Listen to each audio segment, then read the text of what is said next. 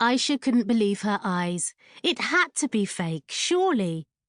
"Jayden, you have got to see this," she cried, pointing at her tablet. Jayden's gaze did not leave his book. "Seriously, you're going to want to watch this. It's about a unicorn." "Really?" Jayden said, finally looking up. He went over to her and squeezed onto the edge of Aisha's armchair.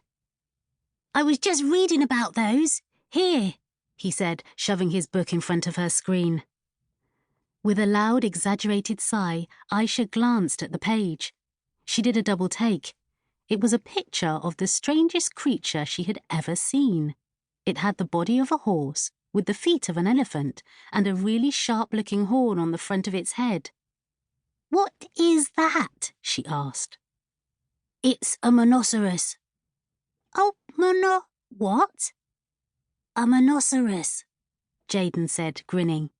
"It's related to the unicorn, and according to beastly adventures with ancient mythical creatures—" "Forget the borosaurus," Aisha said, and pursed her lips. "Check out this video. You won't believe it, but the hairdresser didn't hear her right. Bright green her hair was. She put the pictures on her social media.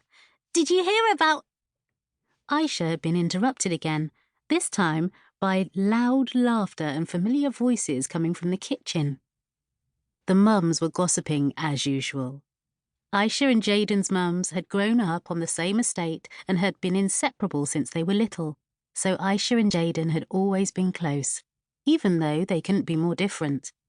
They didn't really hang out at school. Jayden preferred reading in the library, while Aisha could usually be found in the playground, learning the latest dance craze and joking around. Outside school, though, they hung out all the time, and Aisha couldn't imagine her life without Jayden in it. She knew they would be friends forever. The laughter faded into hushed whispers, and Aisha groaned inwardly, exchanging a worried look with Jayden. The only time their mums went quiet like this was when they were plotting something. "What a lovely day," said Jayden's mum, bursting into the living room. "All that sun and vitamin D." "You mean all those car fumes polluting the atmosphere and dog poo on the pavement," said Jayden. "You two should go outside," Aisha's mum said, ignoring Jayden completely. "Get some fresh air." Her gold-hooped earrings bobbed enthusiastically as she nodded with encouragement. The summer holidays had started just a week ago, and ever since then, the mums had been nagging Aisha and Jayden to go outside. Aisha really didn't understand why they were so keen to get them out of the house. She glanced at Jayden and could see that he was about to launch into his full list of 100 reasons not to go outside. So to speed things up, Aisha quickly interjected. "Nothing interesting ever happens outside, ever." "Well, that's definitely not true," said Jayden's mum, peering out of the window. "Look what's coming up the canal." "What a peculiar narrowboat," said Aisha's mum, joining her at the window. Aisha slowly turned in her chair to follow their gaze. Their flat looked out onto the canal, and usually the narrowboats that moored outside all had the same boring design, deep blue or green with white borders which made them look like floating picture frames.